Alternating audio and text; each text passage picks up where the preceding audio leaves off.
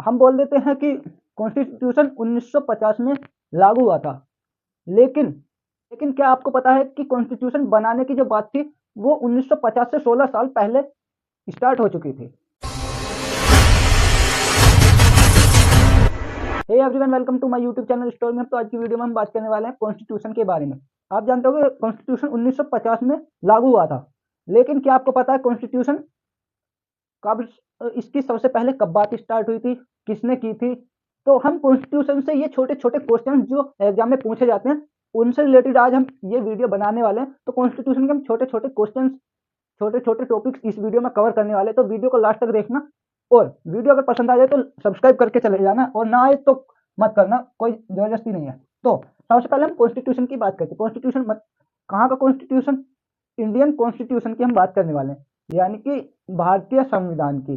भारतीय संविधान 1950 में लागू हुआ था, लेकिन क्या इसकी 16 साल पहले जो स्टार्टिंग हुई थी, शुरुआत जो हुई थी, बात जो शुरू हुई थी वो कब हुई थी? ये हुई थी 1934 में। तो इसकी जो शुरुआत हुई थी वो 1934 में हुई थी। कॉन्स्टिट्यूशन की सबसे पहले जो बात स्टार्ट हुई थी, बात जो हुई थी 1934 में हुई थी। कुछ बच्चे सोचते होंगे अगर 1947 में देश आजाद हुआ था तो तभी इसकी बात स्टार्ट हुई होगी, ऐसा सोचते होंगे, लेकिन नहीं, ये गलत है। ठीक है, तो 1934 में इसकी बात स्टार्ट हुई थी, और शुरुआत सबसे पहले जो इसकी बात रखी थी वो किसने रखी थी? 1934 में जो इसकी बात रखी थी वो रखी थी M.N. रॉय। तो M.N. रॉय ने इसकी सबसे पहले बात रखी थी। अब कॉन्स्टिट्यूशन की बात शुरू हो गई 1934 में, सबसे पहले जो शुरू हुई थी। तो सबसे पहले जो कॉन्स्टिट्यूशन की बात जो रखी थी, आइडिया जो दिया था वो दिया था M.N. रॉय ने। अब अगर हम ब्रिटिश की बात करें, ब्रिटिश गवर्नमेंट ने कब मान लिया था कि इंडियंस को अपना कॉन्स्टिट्यूशन बनाना चाहिए? ठीक है, तो ये कब माना था ब्रिटिश गवर्नमेंट ने? यहाँ पे भी आप सोच रहे होंगे कि 1947 में ही ब्रिटिश ने मान लिया होगा, क्योंकि जब 1947 में आजादी मिल गई तो ब्रिटिश को लगा होगा कि हाँ, अब आजादी मिल चुकी है तो अब ये अपना कॉन्स्टिट्यूशन बना सकते हैं। लेकिन ऐसा नहीं है। ठीक है, उससे बहुत पहले ही मान लिया था। उन्हें लग गया था कि हाँ, ब्रिटिश अपना खुद का कॉन्स्टिट्यूशन बना सकते हैं आजादी के बाद या आजादी से पहले। तो जो 1947 में एक अगस्त ऑफर या अगस्त प्रस्ताव बोल सकते हो हिंदी में, 1947 में जो अगस्त प्रस्ताव था उसमें ब्रिटिश गवर्नमेंट ने ये मान लिया था कि इंडियन अपना खुद का कॉन्स्टिट्यूशन बनाने का अधिकार रखते हैं। ठीक है, तो यहां तक आपको वीडियो समझ में आई होगी। सबसे मैं फिर से एक्सप्लेन कर देता हूं। जो कॉन्स्टिट्यूशन की शुरुआत हुई थी, जो सबसे पहले जो बात स्टार्ट हुई थी, आइडिया जो दिया था वो M.N. रॉय ने 1934 में दिया था, और ब्रिटिश ने 1947 अगस्त प्रस्ताव में ये मान लिया था कि इंडियंस अपना कॉन्स्टिट्यूशन बनाने का अधिकार रखते हैं। इसके बाद हम थर्ड पॉइंट की बात करते हैं। कॉन्स्टिट्यूशन बनाने के लिए कॉन्स्टिट्यूएंट असेंबली के किस प्लान में आया था ये आइडिया? ये आइडिया ऑफिशियली किस प्लान में आया था? तो कुछ बच्चे सोचते होंगे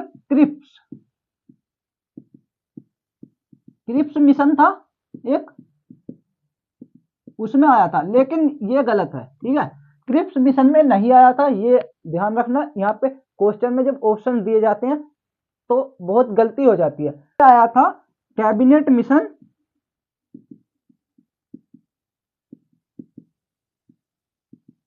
कैबिनेट मिशन 1946 में। ठीक है, ये कैबिनेट मिशन 1946 में आया था, ये आइडिया जो आया था। कैबिनेट मिशन से क्या डिसाइड हुआ था, ये बहुत बड़ा पॉइंट है। कैबिनेट मिशन से क्या डिसाइड किया?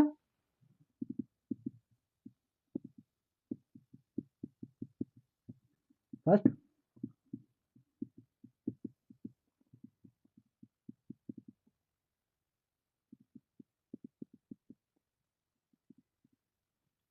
कैबिनेट मिशन ने जो डिसाइड किया वो क्या था? असेंबली कैसे बनेगी, मेंबर्स कैसे आएंगे, और प्रोविंसेस प्लस प्रिंसली स्टेट्स का रोल, मतलब प्रांतों और रियासतों का जो रोल होगा वो कैसे होगा, तो ये कैबिनेट मिशन का से डिसाइड हुआ था। यहाँ तक आपको अच्छे समझ में आ गया होगा। अब चलते हैं नेक्स्ट पॉइंट की तरफ। मान लेते हैं फोर्थ पॉइंट, कॉन्स्टिट्यूशन जो हमारा बना था, अब इसकी फर्स्ट मीटिंग जो हुई थी वो कब हुई थी ये आपको नहीं पता होगा, ठीक है, कुछ बच्चों को पता हो कुछ को नहीं पता हो। तो कॉन्स्टिट्यूशन की फर्स्ट मीटिंग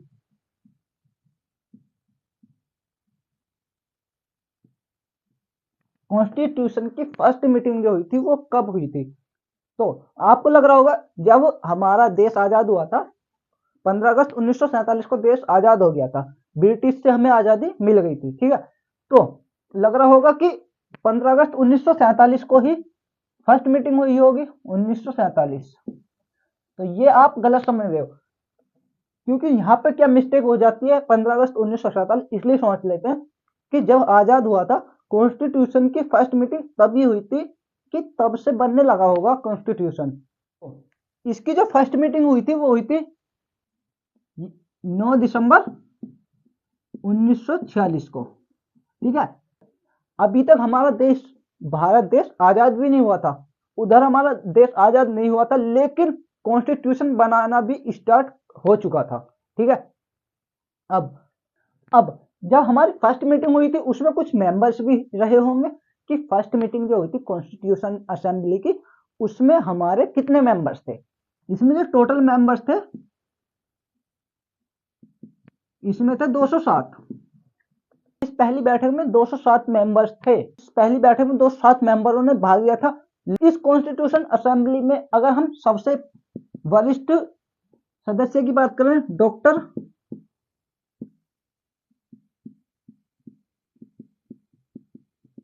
सच्चिदानंद सिन्हा,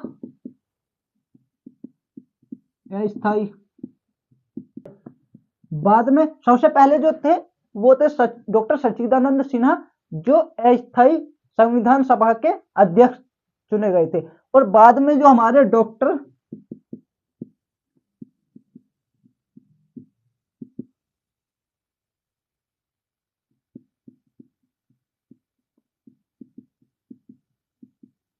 ठीक है, तो बाद में जो हमारे डॉक्टर राजेंद्र प्रसाद जो थे वो स्थायी सदस्य चुन लिए गए थे संविधान सभा के, कॉन्स्टिट्यूशन असेंबली के। अब हमारी मीटिंग हो गई थी, इसमें हमारी मीटिंग में 207 मेंबर्स भी थे। क्या आपको पता कि मेंबर्स कैसे चुने गए थे कॉन्स्टिट्यूशन असेंबली में? कॉन्स्टिट्यूशन असेंबली के जो मेंबर्स थे वो कैसे चुने गए थे, वो क्या वोटिंग के थ्रू चुने गए थे, जैसे अब होती हैं वोटिंग होती है आज के टाइम में, पब्लिक वोट करती है तब जाके कोई नेता चुना जाता है, ठीक है। तो वो कैसे चुने गए थे, क्या वोटिंग हुई थी? नहीं, उसमें पब्लिक वोट नहीं करती थी, इनडायरेक्ट इनडायरेक्ट इलेक्शन होते थे, डायरेक्ट इलेक्शन होते थे जिसमें लोग वोट नहीं करते थे, पब्लिक वोट नहीं करती थी, ठीक है। ये बात भी ध्यान रखना कि इनडायरेक्ट इलेक्शन होते थे तो शायद पब्लिक ही वोट करती होगी, नहीं, पब्लिक वोट नहीं करती थी। तो इनडायरेक्ट इलेक्शन होते थे लेकिन पब्लिक वोट नहीं करती थी, ये बात वहां पे ध्यान रखना। इनडायरेक्ट तरीके से कैसे होते थे, जो हमारी प्रांतीय विधानसभा थी, हमारी प्रोविंशियल असेंबलीज जो थी वो डायरेक्ट मेंबर्स चूज करते थे, ठीक है। लिख देता हूं, प्रांतीय विधानसभा, ये याद रहेगा आपको अच्छे से। अब हम बात करते हैं कॉन्स्टिट्यूशन असेंबली की फर्स्ट मीटिंग भी हो गई, इलेक्शंस मेंबर्स कैसे लिए जाते थे ये भी हो गया।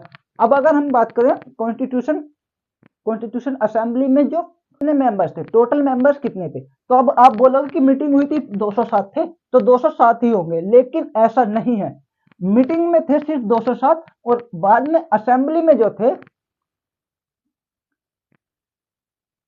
जो शुरू में जो कॉन्स्टिट्यूशन असेंबली में जो मेंबर्स थे वो कितने थे, ठीक है। ये तो मीटिंग होगी, मीटिंग से अलग अगर हम बात करें शुरू में जो कॉन्स्टिट्यूशन असेंबली बनी थी उसमें टोटल मेंबर्स कितने थे, तो कॉन्स्टिट्यूशन असेंबली में सीओ ए कर देता हूं इसको मैं, सीओ ए कॉन्स्टिट्यूशन असेंबली, इसमें टोटल जो थे 389 389 मेंबर्स थे, ठीक है। अब इसमें कौन कौन से कितने मेंबर्स थे? तो 292 ब्रिटिश प्रांत से, ब्रिटिश प्रांत, 4 मुख्य आयुक्त प्रांत,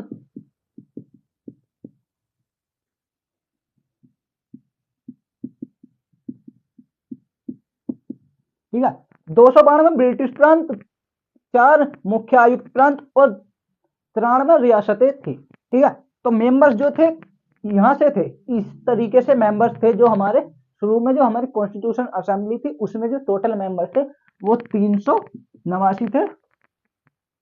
अब हम बात करते कि कॉन्स्टिट्यूशन का जो एक्चुअल ड्राफ्ट था वो ड्राफ्ट किसने दिया था। यहाँ पे लगता है कि सभी को ये लगता है कि भीमराव अंबेडकर ने ड्राफ्ट दिया था, लेकिन नहीं, ये गलत है।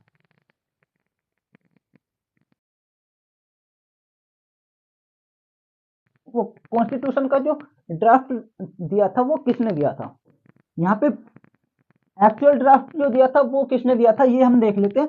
वो दिया था बी एन राव ने। बी एन राव ने जो इनिशियल ड्राफ्ट दिया था, इनिशियल ड्राफ्ट जो बी एन राव ने तैयार किया था, ड्राफ्टिंग कमेटी जो थी उसने उसे फाइनल शेप दी थी। ठीक है, जो उस टाइम पे ड्राफ्टिंग कमेटी थी उसने उसको फाइनल किया था। तो ये आपको समझ में आ गया होगा कि ड्राफ्ट किसने दिया था। कॉन्स्टिट्यूशन का जो ड्राफ्ट दिया था वो किसने दिया था? बी एन राव ने दिया था, इनिशियल ड्राफ्ट। अब डॉक्टर भीमराव अंबेडकर ने क्या किया था फिर? ठीक है, आपका ये माइंड में क्वेश्चन होगा बहुत बड़ा कि अगर ड्राफ्ट बी एन राव ने दिया था तो डॉक्टर भीमराव अंबेडकर जी ने क्या दिया था? उनका नाम क्यों आता है कि उन्होंने संविधान बनाया। बी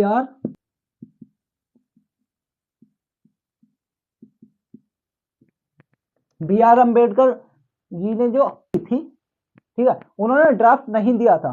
पहले सुन लेना, डॉक्टर भीमराव अंबेडकर ने उन्होंने ड्राफ्ट नहीं दिया था। वो क्या थे? ड्राफ्टिंग कमेटी जो थी,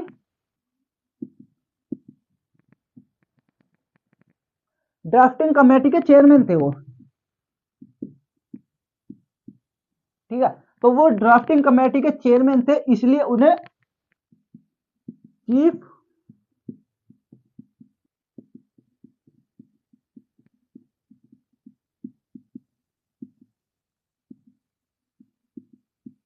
या तो वो ड्राफ्टिंग कमेटी के जो चेयरमैन थे, इसलिए उन्हें चीफ आर्किटेक्ट ऑफ कॉन्स्टिट्यूशन कहा जाता है। ठीक है, तो यहाँ पे इस बात को बहुत अच्छे से क्लियर कर लेना। एक क्वेश्चन भी आ जाता है, बहुत बार एग्जाम में पूछा जाता है कि कॉन्स्टिट्यूशन का जो एक्चुअल ड्राफ्ट था वो किसने दिया था। तो यहाँ तक समझ में आ गया, इसको अगर देखना चाहो देख सकते हो।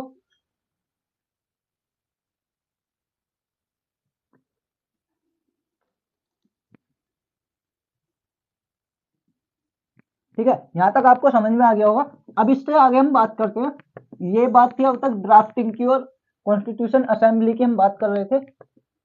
अब हम बात करते हैं कि कॉन्स्टिट्यूशन जो बना था हमारा, ठीक है,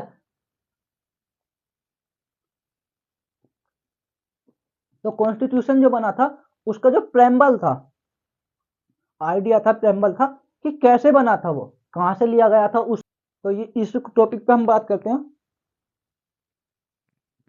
ठीक है, कॉन्स्टिट्यूशन का बेस आइडिया प्रेम्बल। ठीक है, तो कॉन्स्टिट्यूशन का जो प्रेम्बल बेस आइडिया था वो कहां से आया था, कहां से आया, किस रिसोल्यूशन से आया, वो किस कॉन्स्टिट्यूशन से आया, कहां से लिया था। तो पे हर स्टूडेंट को ये लगता है यूएस कॉन्स्टिट्यूशन से आया था बेस। वो यूएस से नहीं आया था, प्रेम्बल जो आया था वो आया था ऑब्जेक्टिव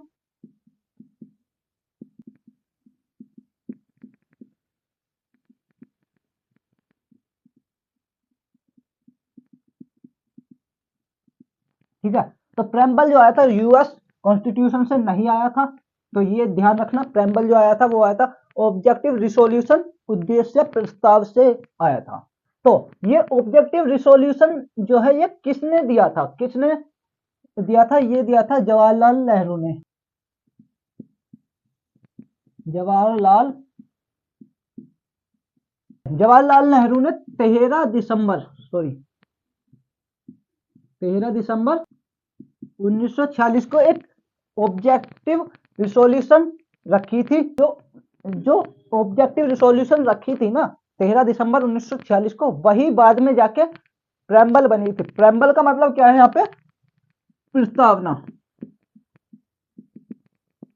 हो गई। अब पॉइंट नंबर अगर हम 2 की बात करते हैं, पॉइंट नंबर 2 कॉन्स्टिट्यूशन में, तो कॉन्स्टिट्यूशन में सबसे ज्यादा जो प्रोविजंस किस एक्ट से लिए गए थे, तो यहाँ पे भी स्टूडेंट्स को प्रोविजंस की बात करें, प्रोविजंस जो थे, तो भी इस बात को ध्यान रखना, ब्रिटिश कॉन्स्टिट्यूशन से प्रोविजंस प्रावधान नहीं लिए गए थे।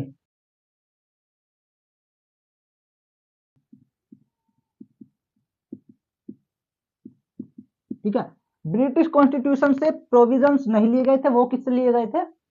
वो लिए गए थे गवर्नमेंट ऑफ, प्रोविजंस प्रावधान जो लिए गए थे वो लिए गए थे गवर्नमेंट ऑफ इंडिया एक्ट 1935 से लिए गए। ये government of India act 1935 provisions प्रावधान से क्या क्या लिया गया था? तो फेडरल सिस्टम, संघीय प्रणाली, इमरजेंसी और पीएससी, ये जो आए थे ये सब गवर्नमेंट ऑफ इंडिया एक्ट 1935 से लिए गए थे। ठीक है,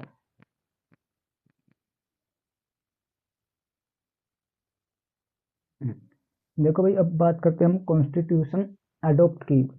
अडॉप्ट कब हुआ था? तो अडॉप्ट कब हुआ था? तो जब हमें आज़ादी मिली थी 1947 में, तो तब तो अडॉप्ट नहीं किया था। ठीक है, तो एडॉप्ट क्यों हुआ था? वो हुआ था 26 नवंबर 1949 को एडॉप्ट किया था। ठीक है, एडॉप्ट करना और लागू होने में डिफरेंस है। एडॉप्ट मतलब अपनाया था उस टाइम पे 1949 में। और अब अगर हम बात करें लागू कब हुआ था, जब एडॉप्ट किया था इसमें, जब लागू किया था इसमें 395 अनुच्छेद थे और 8 अनुसूचियां थी। ठीक है, अनुच्छेद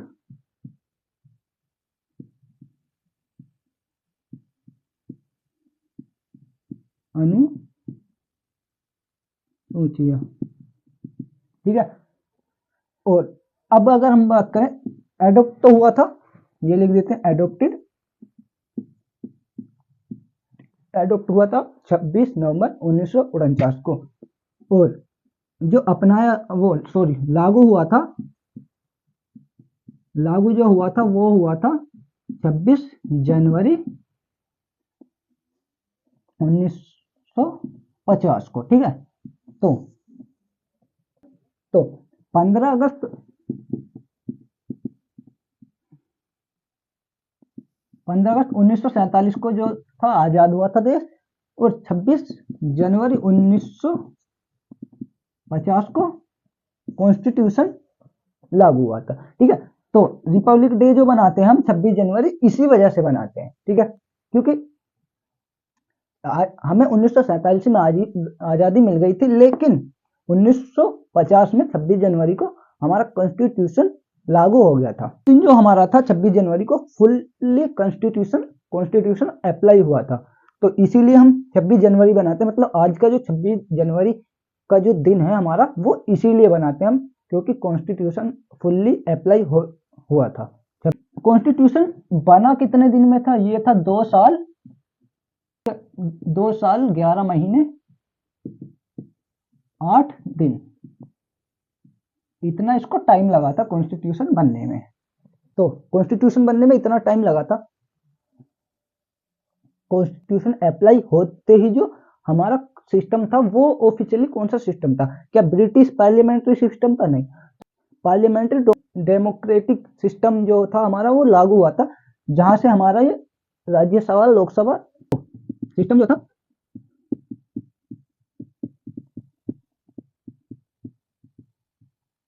लागू आ गया था, जहाँ से लोकसभा, राज्यसभा,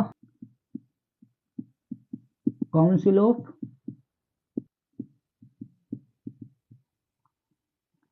ऑफ मिनिस्टर्स, ये सब जो थे हमारे कॉन्स्टिट्यूशन से आए थे। तो आई होप आपको कॉन्स्टिट्यूशन समझ में आ गया होगा। तो 15 अगस्त 1947 को हमें आज़ादी मिली थी, 26 जनवरी 1950 ने हमें पहचान दी थी, कॉन्स्टिट्यूशन ने हमें पहचान दी, और 15 अगस्त 1947 ने हमें आज़ादी दी। तो आप सभी को 26 जनवरी की हार्दिक शुभकामनाएं। तो आई होप आपको वीडियो पसंद आई होगी। वीडियो पसंद आई हो तो वीडियो को लाइक करें, चैनल को सब्सक्राइब कर लेना अगर वीडियो अच्छी लगी हो तो। नेक्स्ट वीडियो किस टॉपिक पे बनाऊं, फंडामेंटल राइट्स, फंडामेंटल ड्यूटीज, किस पर बनाऊं, ये कमेंट कर देना। मिलते हैं अगली वीडियो में, तब तक के लिए बाय बाय।